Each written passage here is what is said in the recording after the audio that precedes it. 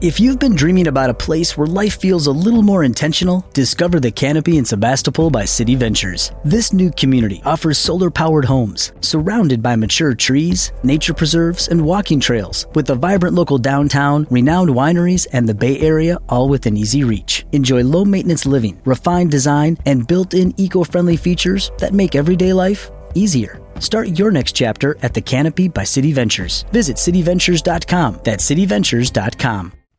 Right, guys, you probably noticed there's not been a big show this week, and that's because I've run out of megabytes on the pod hosting software that I use. So I thought I'd do a little bonus episode for you, a little reading out of my new book, More You Know, which is spelt you as in world around you. You can get it off my website for £2.50 as an ebook.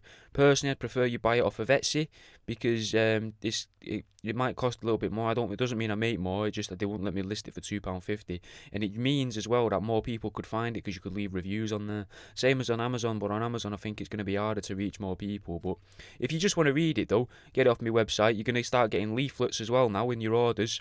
The next 500 orders or so are going to get little leaflets in, so you can get the ebooks for £1.99 rather than the £2.50 that they're listed at. A little something for you. But yeah, I'm going to read the book. It's a book of lies, just a book of fake facts. And if you're listening to this and you think to yourself, I was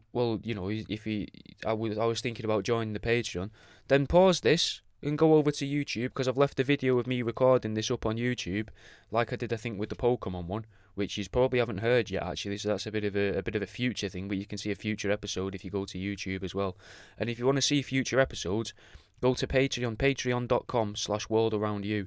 Give a dollar, give a couple dollars, give a quid, give a couple of quid, whatever you see fit. And for that as well, you also get access to the ebooks. And I put other little bits on there. Not very often though, I'll be dead honest. It's but that's how these are funded. The podcasts are now funded through the Patreon, exclusively through the Patreon subscriptions. And if I get some more Patreon subscriptions, I can put out an episode every week on here. But that's almost 2 minutes, and I haven't got it into the book properly. So, like I say, if you want to watch me face contort and that as I'm reading and stuff, head over to the YouTube. So on the first page, we've got a big thank you for the following TikTok users, because what I did was I got some TikTok users on the live streams to give me some words and suggestions, a bit like an improv show, but without the uncomfortableness of the room. So I'll read you the first page. Have you ever come away from a situation thinking, I wish I knew what they were on about? Well, have you ever read a book cover to cover and come away thicker than when you started? If not, then fuck me, do I have a treat for you, mate. There are fiction books and there are non-fiction books, and this one sits nicely in that centre bit of that Venn diagram. In the ring, if you will. And yet, out of the box. But this book isn't going to be all low-hanging sexual innuendos. If you want that, try my other book, How to Date an Antique Table, A Lover's Guide. Shameless, I know, but if you genuinely enjoy this, maybe you'll enjoy my radio shows on Threshold FM and my podcasts, which you can access through most audio streaming services. Now, with that out of the way, I'm hoping that what this book will do is seep into your heads and rot your brains.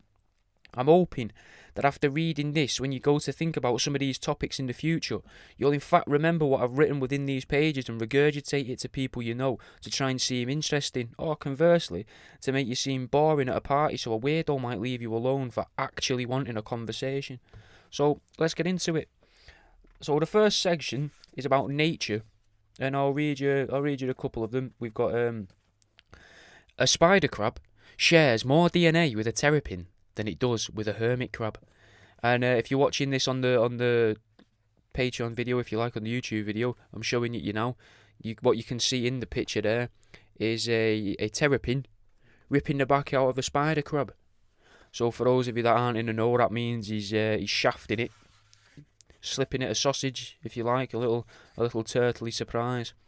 Before plastic was dumped into oceans, it was originally dumped into rivers until they overflowed with a literal stream of plastic which flushed the river turtles into the seas. Most ocean-dwelling turtles are burning, evolved to survive the harshness of salt water, yet not evolved enough to not feel its harshness. They spend most of their lives trying to get back to land and lay their eggs in the hopes that the young can continue the journey inland. Human interference prevents this, as they are often herded back to shore, weak and afraid.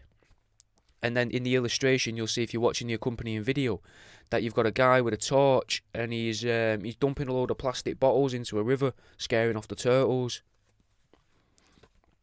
We'll go to another section now. Another section in this book is inventions. Before the patenting of the corkscrew in 1795, the device was generally known by colloquial terms for a duck's penis. In the 1600s, it was reportedly called the Pull's Culls, Duck Scut, and Duck Dirk. The patenting of the device is looked back on by some as nothing more than an attempt to lessen vulgarity within society. Others believe it was intended to muddy the water between dialects. It was a good way to ease tensions in taverns, where travellers could argue, fight and kill each other for very little reason. By having a universal term, it was one less argument to arise. And then in the picture of that is a duck with its dick down the cork of a wine bottle. So it looks like you're using a duck's dick to open it. And I'll give you one more. And this one here is out of... we'll go for that one. That's quite a good one. Actually, no, well, I'll give you two. And this one is from the section known as Humans.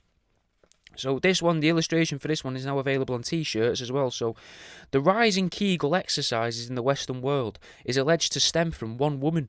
At the time known to be the third oldest woman to give birth, she claimed on morning TV show in her home country that she had to practice Kegel floor exercises because a doctor had concerns over her body trying to expel the baby prematurely due to a lack of strength in her abdominal region. And then you can see on the picture it's an old granny with her tits and bush out with a chain connected to a dumbbell coming out of a fanny hole.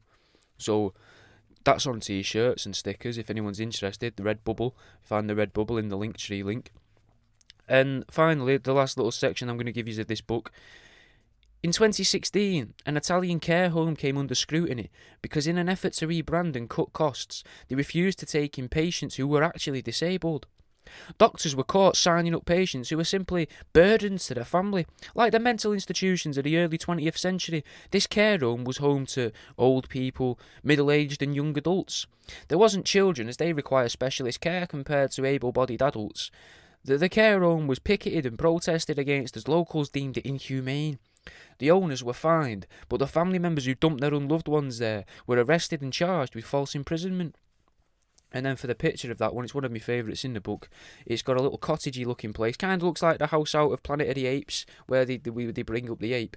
And then outside it, you've got a no disabled people sign, and then a blonde woman shouting at the house, "Why aren't they disabled?" Because... like I say, it's a book of lies. At the back of it, you've got a little catalogue, little things I've made and things you can get off the website, the things off the Redbubble and bits like that, But you might enjoy the illustrations, Gives you a couple more illustrations now on the video.